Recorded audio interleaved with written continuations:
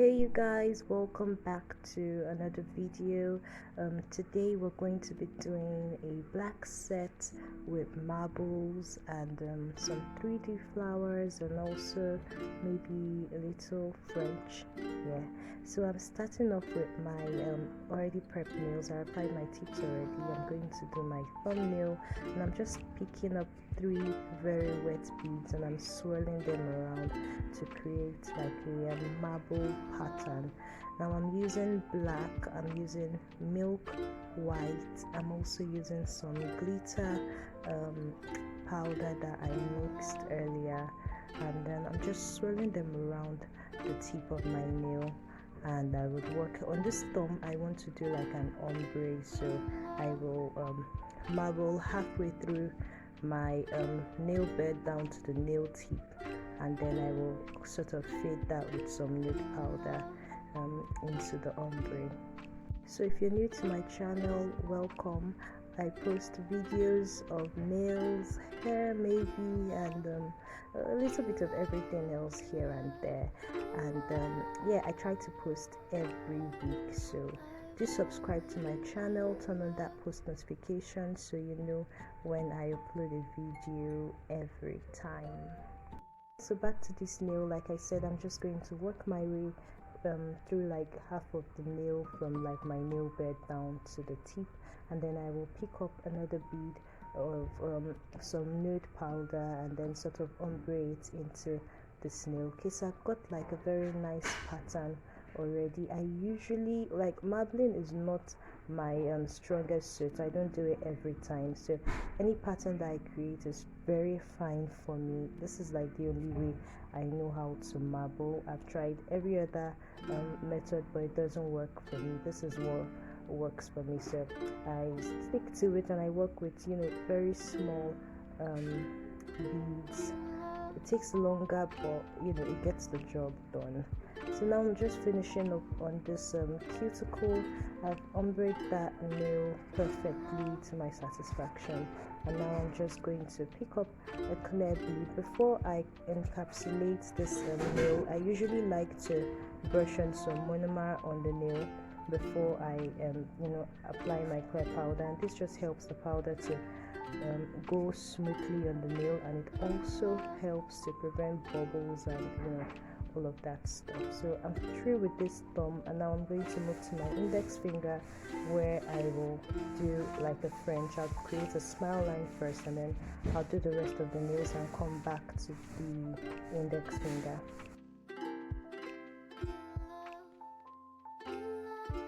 The inspiration of this tutorial came from my Instagram. I did a Q&A slash poll, like when you ask people questions on Instagram and stuff, and the requests were to do a French, to do a marble, and to do stiletto nails. So I sort of, and then to do 3D arts, yes. So I sort of just try to combine all of them together in this tutorial. So to create the smile line, I pick up a bead and then I place it a little below where the nail tip and the natural nail meets, depending on the depth that you want to create in your smile line. Depending on the kind of depth you want to place the bead where you want it to be, and then I just pull down to create a smile line. I finish up on the cuticle, and then I leave it just as it is. Now if you think your smile line is perfect this way, you could just continue working on what you want to do, or you could leave it to set, and then you come back to crisp it up just like I did.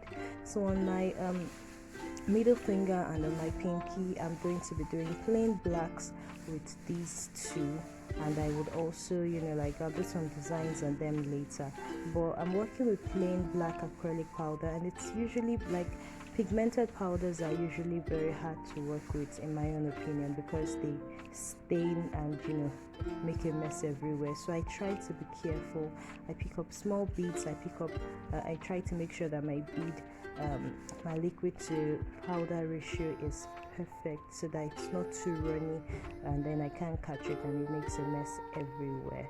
So yep, I'm done with this one, and I'm going to cap the black nails. I did cap, in fact, all of the nails actually that I did, but the two black nails, which is my middle finger and my pinky, I did cap them in clear powder because they are not strength powders, and they would like you won't be able to file on them, so you do like need to cap them. So I don't build the nail to be, you know, too thick. I build like a thin layer, and then I use clear powder to finish up on that. So I did the same thing on my pinky as well, and then I'm going to move on to my ring finger to marble the entire nail.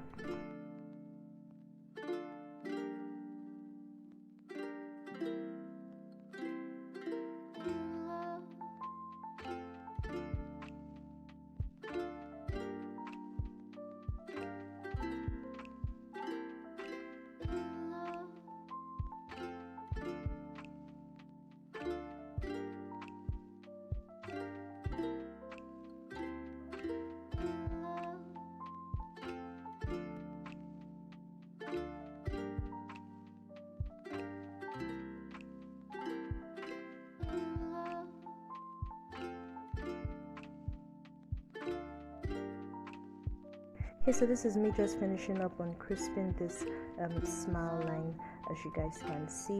One thing I also forgot to mention earlier is that you should build your smile line a bit higher than you actually want it to be. This way you'd have room to place your files to be able to, you know, file in. Now on this finger, I'm picking up, you know, very wet beads of my milk white, black, and then the glitter powder, and I'm just swirling it around, just like I said earlier, and to create like a certain pattern. And I'm going to work my way all the way up till I'm, you know, till I've covered the entire nail. One thing I usually do when I'm marbling is that if I've got a powder that is more pigmented and I've got one that is less pigmented, I put the less pigmented one first, and then I add the you know, the more pigmented one into the less pigmented one, if you get my point. This is not a, you know, a rule. It's just something I do because the you know, like for example, the black is kind of black and it overpowers the entire you know, marble design for me. So this is why I do it this way. As you guys can sort of see, even though there's some white in there or some milk white in there, it's not showing as much. So imagine if I put the black first. Okay, so I'm done with this nail, and then just to redefine some lines that weren't showing so much, I used the what's it called, the glitter powder, to just sort of trace along it so that some lines that I wanted to show would show. Yeah, just like that. And then I'm going to leave this nail and do the you know, finish up on this fringe. So the same thing on this fringe, I go in with my milk white first, then I add some black, and then the you know, the glitter powder, and then I just swirl it around. Same thing, you guys, same thing. And then I'm going to cap this nail in clear, and then I'll go file off camera, and I'll come back to you guys to, you know, apply the bling and do the 3D.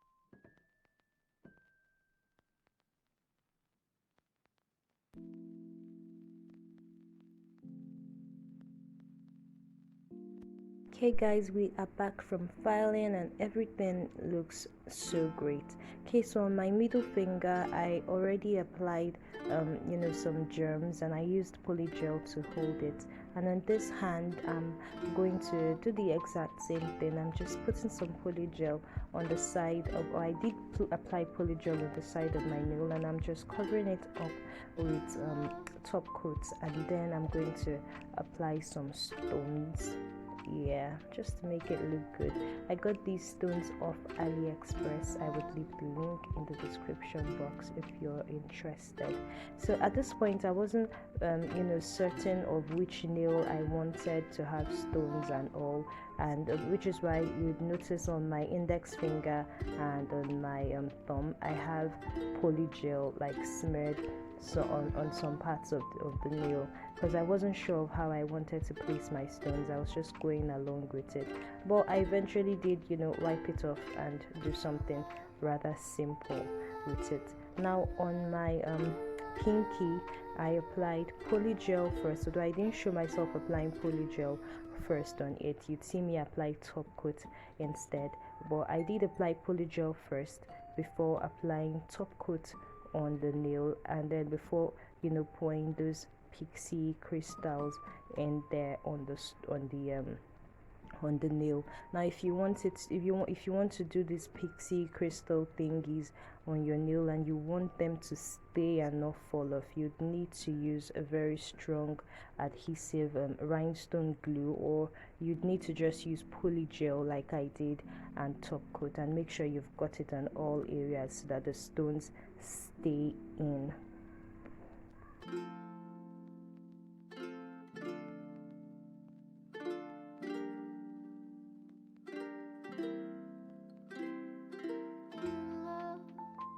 So this is me just scooping up these crystals onto my nail, and I'm just trying to pack them up well enough. And then I did cure all of the nails in the lamp when I was done. So yay, it is time for the 3D arts, just for a few flowers, a few petals here and there. And you guys, this, I don't know why why today was so hard for me in a certain way. I had to do this like 3 times before I wasn't still satisfied with my flowers, but I eventually just had to leave them alone.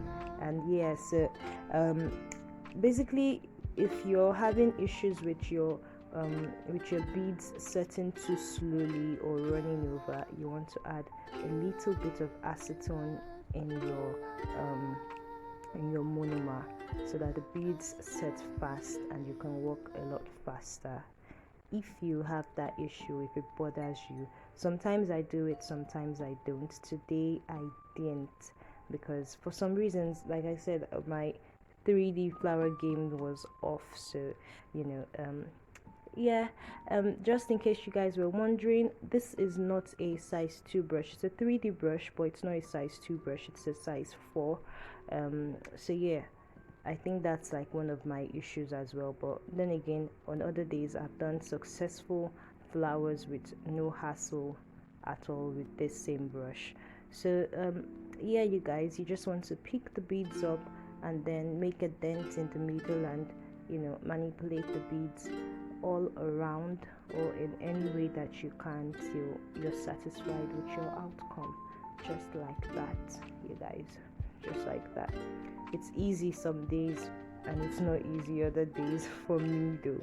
But yeah, that's it, you guys. We've come to the end of this set. I'd leave you guys to watch and see what the final result looks like.